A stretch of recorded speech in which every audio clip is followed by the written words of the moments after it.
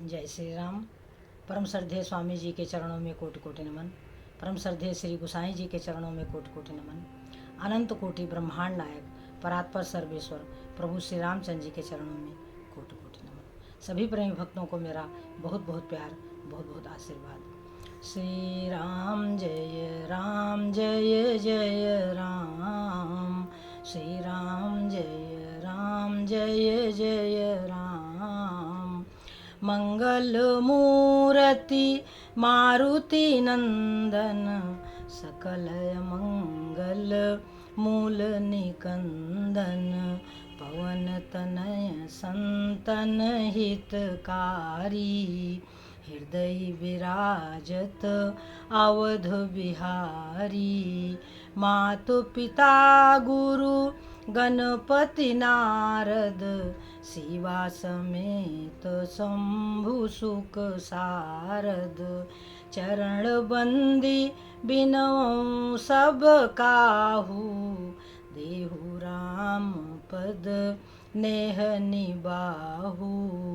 बंदऊ राम लखन बय देही, जे तुलसी के परम सनेही। जे तुलसी के परम सनेही। श्री राम जय राम, जय जय राम। श्री राम जय राम, जय जय राम। सज्जनों, बंदो राम लखन बैदेही और जय तुलसी के परम सनेही। ये जो श्री गोसाई जी लिखते हैं, ये स्वयं प्रार्थना करते हुए, स्वयं वंदना करते हुए सारे जगत को, सारे संसार को शिक्षा देते हैं कि जो श्री गोसाई जी कर रहे हैं वो क्या है, वो परमार्थ का पथ है। और वो पथ केवल हमारे लिए प्रशस्त किया गया है, आने वाली पीढ़ी के लिए प्रशस्त किया गया है। जैसे माता पिता धन कमाते हैं तो वो अपने बच्चे के लिए छोड़ जाते हैं। जमीन जायदाद, मकान, धन, रुपया, पैसा सब किसके लिए छोड़ जाते हैं। और पुत्र का क्या कर्तव्य है, वो अपने पिता के बताए हुए मार्ग पर चले, उनके धन को, उनकी जो वस्तुएं हैं उनको संभाल करके भोग करे और उसकी रक्षा करे। वही एक सुपुत्र कहलाता है। इसी तरीके से संत समाज जो साधना करके जो पाता है, जो प्राप्त करता है, ईश्वरीय धन, प्रेम, आनंद, ज्ञान, परोपकार की भावना, सद्विचार, क्षमा, दया, जितने सुंदर सुंदर गुण हैं उन सब का संकलन करता है और उसको अपनी कविता भाषा में उसको सुंदर कविता बना करके सारे देश के सामने, सारे विश्व के सामने प्रस्तुत करता है। तो वो किसके लिए है, वो हमारे और आपके लिए है। अब उन्होंने, श्री गोसाई जी ने तो जो करना था कर दिया, व्यास जी ने जो करना था कर दिया, भगवान श्री कृष्ण ने जो कहना था कह दिया, प्रभु श्री रामचंद्र जी ने जो चरित्र लीला करनी थी कर दी। परंतु उससे हमारा और आपका कल्याण। श्री गोसाई जी कहते हैं कि राम निकाई रावरी, है सब ही को नीक। राम निकाई रावरी, रावरी माने होता है अपनी। ये बस्ती जिला की भाषा है। बस्ती जिला में कहते हैं रौरे जई हैं, मतलब आप जाएंगे। जैसे उनको कहना होगा कि आप जाएंगे तो वो आप नहीं कहेंगे, वो कहेंगे रौरे जई हैं। तो राम निकाई रावरी, निकाई माने अच्छाई। भगवान राम के जो गुण है, जो उनका अच्छा स्वभाव है, वो रावरी यानी अपनी है। राम निकाई रावरी, है सब ही को नीक। और जो यह साची है सदा, तो नीको तुलसीक। यदि भगवान की अच्छाई से, भगवान का जो गुण है वो हमारा अपना गुण है, उसी गुण को पकड़ करके हम संसार रूपी सागर में एक सुंदर जीवन जिएंगे और इस संसार रूपी सागर से पार हो जाएंगे। सज्जनों, सबसे पहली बात तो है कि जो हमारा जन्म है, जो हमारा जीवन है, वो पहले सफल हो। आगे क्या होगा वो तो बाद की बात है, परंतु अभी अभी वर्तमान में हमारा जीवन कैसा होगा।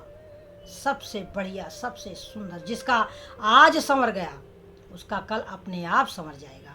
जिसका बचपना सुधर गया उसकी जवानी सुधर जाएगी, और जिसकी जवानी सुधर गई उसका बुढ़ापा सुधर जाएगा, और जिसका बुढ़ापा सुधर गया उसका अगला जन्म सुधर जाएगा। तो सज्जनों, राम निकाई रावरी है सब ही को नीक, और जो यह साची है सदा तो नीको तुलसीक।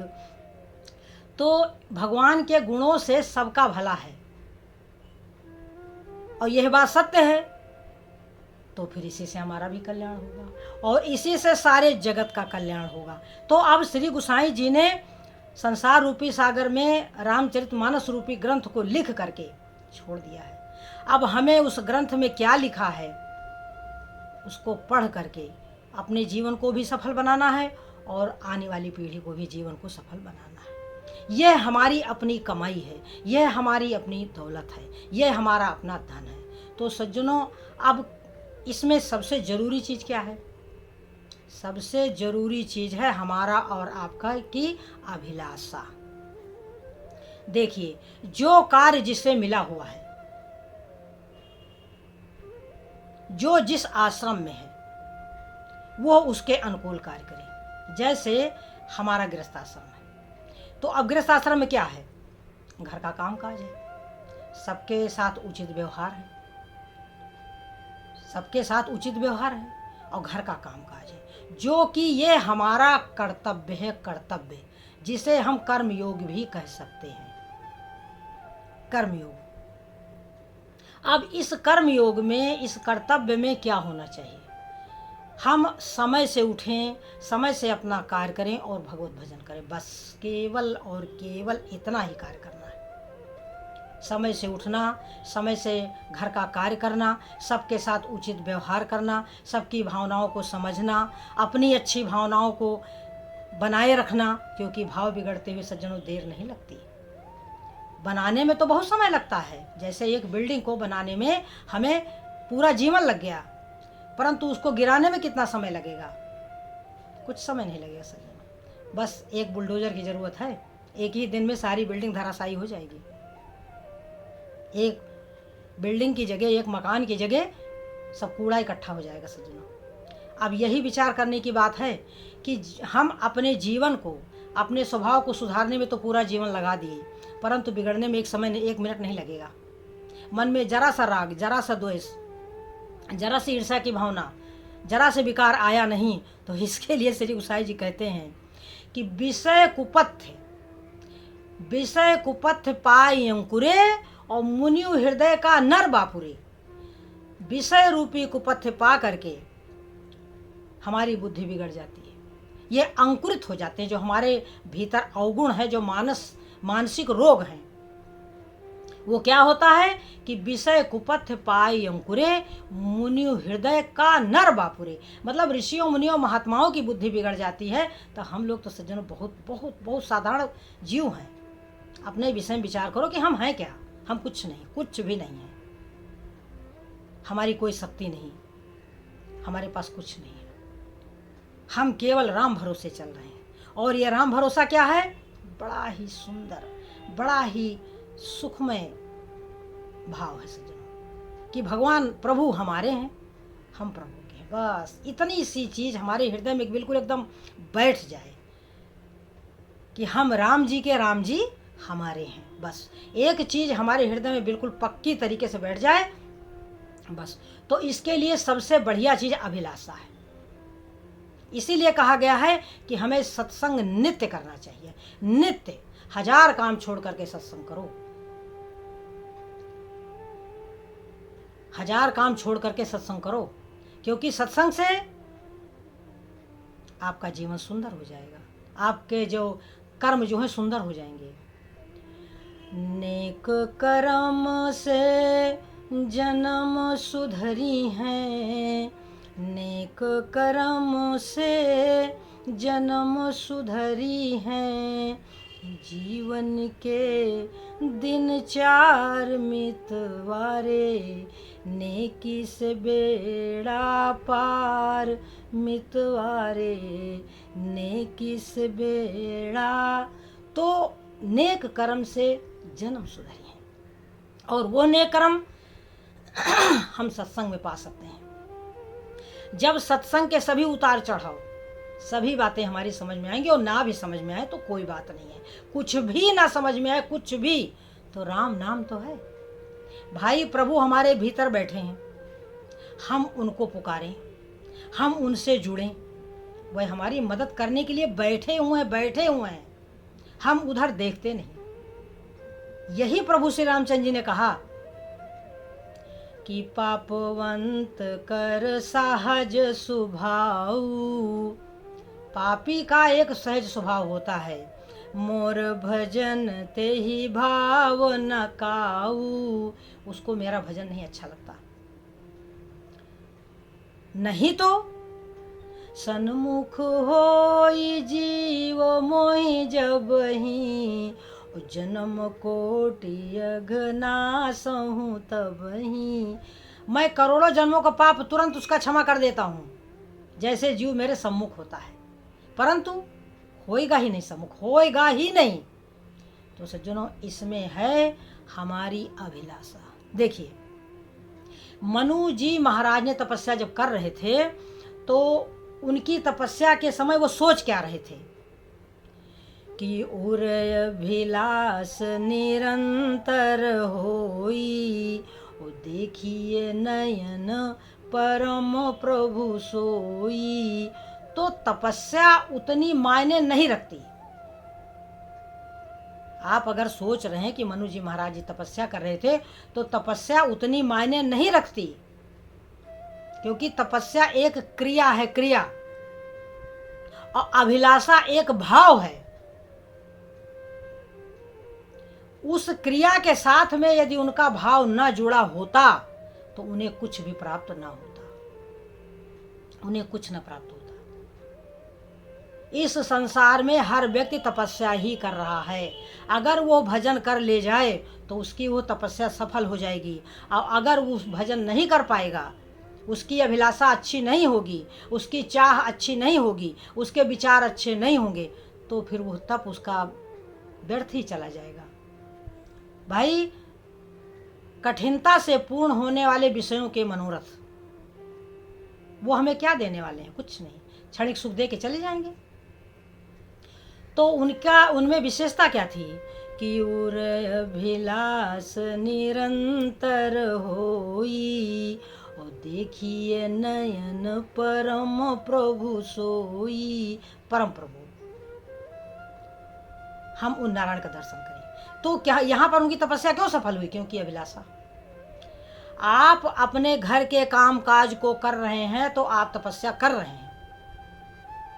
अगर आपके जीवन में यम नियम संयम है, आप समय से उठते हैं, समय से स्नान करते हैं, समय से ड्यूटी जाते हैं, स्त्रियां समय से घर का कार्य करती हैं, अपने बच्चों के, अपने पति का, अपने परिवार का पूरा ख्याल रखती हैं, तो वह तपस्या कर रही हैं। उस तपस्या में भगवत भजन मिल जाए, बस। देखो, यहाँ पर प्रमाण है, यहाँ पर प्रमाण है गोपियों का, कि गोपियाँ गाय आदि धोते हुए, आंगन आदि लीपते हुए, बच्चों को लोरी सुनाते हुए,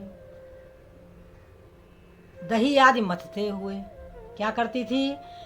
श्री कृष्ण गोविंद हरे मुरारे, हे नाथ नारायण वासुदेवा। श्री कृष्ण गोविंद हरे मुरारे, हे नाथ नारायण वासुदेवा। तो सज्जनों, ये मंत्र है, ये मंत्र है, और इस मंत्र को गाने में हमें कितनी ताकत लगती है? कोई ताकत नहीं लगती। बल्कि जो हम कार्य करते हैं जिसमें हमको कठिनता लगती है, वो कार्य हमारे लिए सुलभ हो जाएगा। तो जो भी हम कर रहे हैं संसार में, हम तप ही कर रहे हैं। भोजन बनाते हैं तो परिश्रम करते हैं, घर का कोई भी कार्य करते हैं तो परिश्रम ही करते हैं। तो परिश्रम को ही तपस्या कहते हैं। जो हम सबकी सेवा में जो कष्ट उठाते हैं, उसी का नाम तप है। उसी का नाम तप है, वही असली तप है। इसी के लिए भगवान श्री कृष्ण ने कहा कि अर्जुन तू निरंतर युद्ध भी कर और मेरा स्मरण भी कर। बस केवल इतना कार्य करना था कि अपने क्षत्रिय धर्म के अनुसार तुझे युद्ध करना है। और एक संसार कुरुक्षेत्र है सज्जनों, प्रत्येक व्यक्ति के भीतर अंतर्द्वंद चल रहा है, ये युद्ध ही तो है।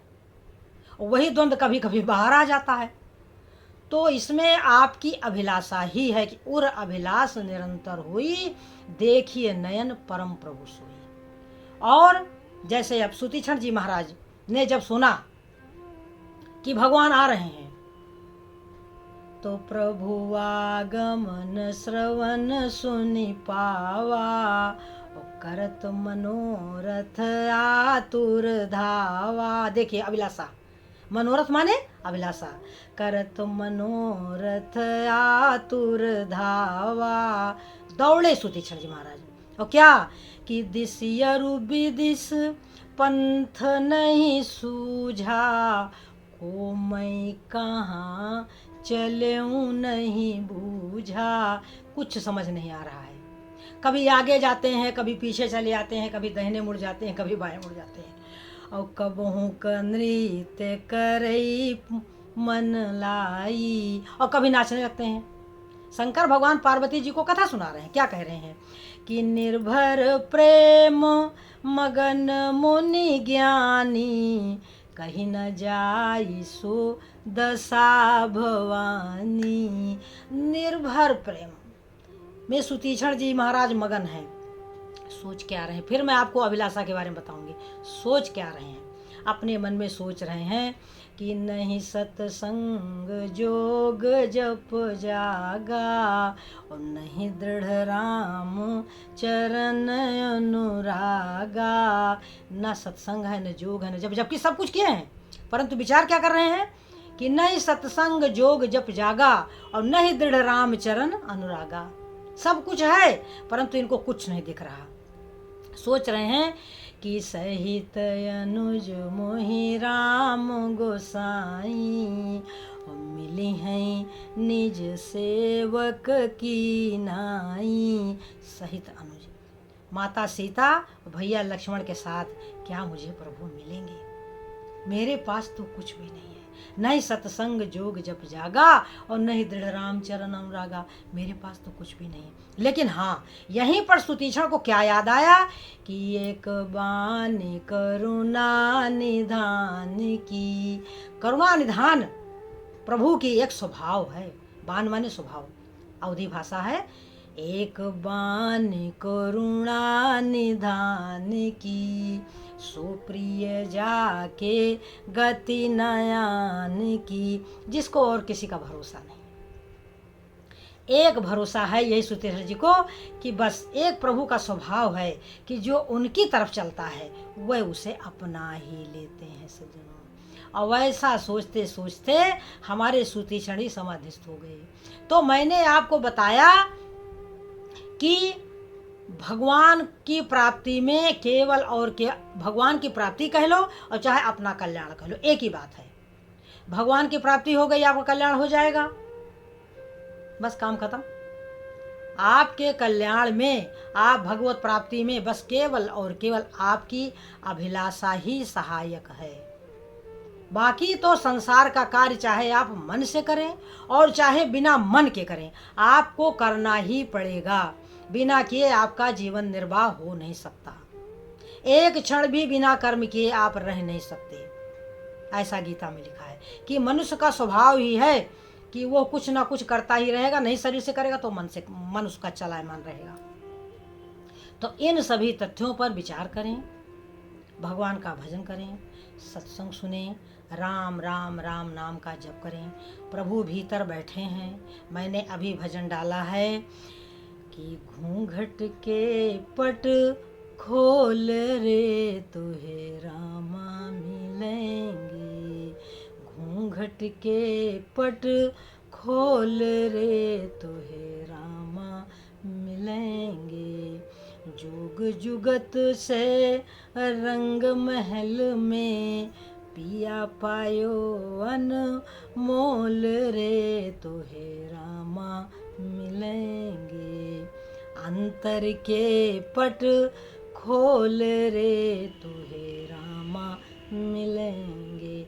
आपका पिया, आपका प्रीतम, आपके राम, आपके इष्ट देव आपके हृदय में ही सज्जनों। तो बस उस तरफ देखने की जरूरत है, उस तरफ ध्यान देने की जरूरत है। जय श्री राम।